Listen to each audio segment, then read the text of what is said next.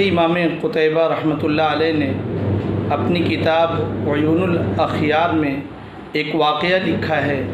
کہ ایک مرتبہ اسلامی لشکر کسی ملک پر حملہ کرنے کی غرض سے داخل ہوا، لیکن جو اس کا قلعہ تھا وہ قلعہ فتح یابی اس میں نہیں مل رہی تھی، اور کافی کوششوں کے باوجود بھی جب سارے لوگ تھک ہار گئے تو جو اس کا اسلامی کمانڈر تھا لشکر کا، اس نے اعلان کیا کہ اگر کوئی شخص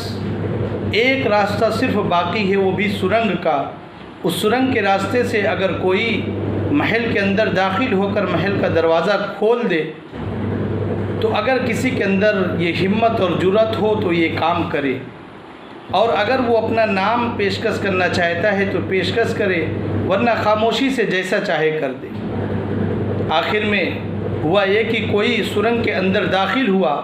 اور داخل ہونے کے بعد قلعے کا جو ہے دروازہ کھول دیا، قلعہ فتح ہو گیا۔ فتح ہونے کے بعد اسلامی لشکر کا جو سپہ سالار تھا اس نے جو ہے اعلان کیا کہ وہ کون شخص ہے جس نے اتنی ہمت اور جگر گردے کا کام کیا ہے، اسے سامنے آئے تاکہ اس کے ساتھ اعزاز و اکرام کا معاملہ کیا جائے، تاکہ اسے جو ہے انعامات سے نوازا جائے۔ یہ اعلان ہوتا رہا، تقریباً 3 دن تک اعلان ہوتے رہے، لیکن کوئی بھی شخص ایسا نہیں نکلا جو یہ دعویٰ کرتا کہ اس سرنگ کے اندر ہم ہی داخل ہوئے تھے۔ آخر میں اسلامی لشکر کا جو سپہ سالار تھا اس نے ایک اور اعلان کیا کہ اگر کوئی شخص اپنا نام ظاہر نہیں کرنا چاہتا ہے تو وہ ہمارے پاس تنہائی میں آ کر اپنا نام بتلا دے، اور اس نے اپنے جو ہے خادموں کو اطلاع دی کہ جو بھی کوئی اگر مجھ سے ملنا چاہے، جس وقت بھی ملنا چاہے وہ آ کر مل لے۔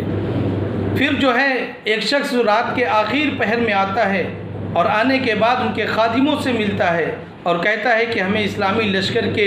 جو سپہ سالار ہیں ان سے ملاقات کرنی ہے، اور میں سرنگ والے کے بارے میں جانتا ہوں۔ ان لوگوں نے کہا کیا آپ ہی ہیں؟ انہوں نے کہا کہ ہم تو نہیں ہیں، لیکن اس سرنگ والے کے بارے میں ہم بتلا سکتے ہیں۔ خیر ان لوگوں نے اطلاع دی، اور اسلامی لشکر کے سپہ سالار کے ساتھ جب یہ شخص پہنچا تو اس نے جو ہے 3 شرطیں لگا دی تھی کہ نمبر 1 میرا نام اور میرا قبیلہ نہ پوچھا جائے، نمبر 2 مجھے اعزاز و اکرام میرے ساتھ یہ معاملہ نہ کیا جائے، اور نمبر 3 میں کس شہر سے ہوں میرا یہ بھی مجھ سے نہ پوچھا جائے، اور جو ہے پھر اس کے بعد میں بتلا دوں گا۔ اس شخص نے جو ہے جانے کے بعد اس نے بتلایا کہ سرنگ کے اندر داخل ہو کر اپنے جان کو جوخم میں ڈال کر اس قلعے کے اندر داخل ہونے والا شخص میں تھا، اور میں نے یہ کام کیا، لیکن اپنا چہرہ چھپائے ہوا تھا، اپنے نام بتانے سے اس نے انکار کر دیا۔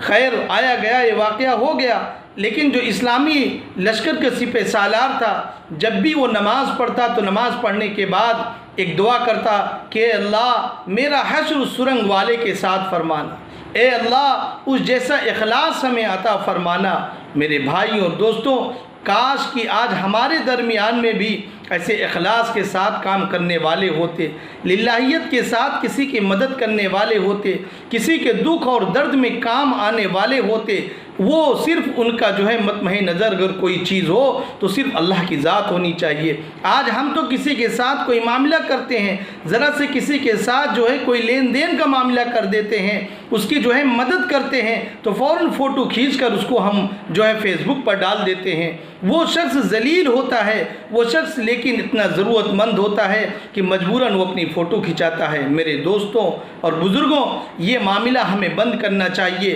اور یہ اسلامی لشکر کے جو سپہ سالار تھا اور جو فوجی تھا اس سے ہمیں سبق لیں کہ اللہ کے لیے یہ کام کیا جائے، نام و نمود کے لیے نہ کیا جائے، دکھاوے کے لیے نہ کیا جائے۔ کیوں؟ اس وجہ سے کہ اگر دکھاوے کے لیے کوئی کام کریں گے تو وہ کام اکارت ہو جائے گا، اس کا کوئی جو ہے ہمیں انعام اللہ کے ہاں نہیں ملے گا، دنیا ہی کے اندر اس کا جو ہے چرچا ہو جائے گا، پھر اس کے بعد کوئی اس کا معاملہ اللہ کے ہاں نہیں ہوگا۔ مسلمانوں کے جتنے بھی کام ہوتے ہیں جناب نبی کریم صلی اللہ علیہ وسلم نے ان کی جو ہے نظر یہاں نظر اس پر ٹکا دی کہ آپ کا سارا کام، آپ کا جو ہے ساری جو ہے کوششیں جو ہو رہی ہوں وہ صرف اللہ کے لیے ہو رہی ہے، اللہ کی رضا کے لیے ہو رہی ہے۔ ہمیں بھی چاہیے ہم کسی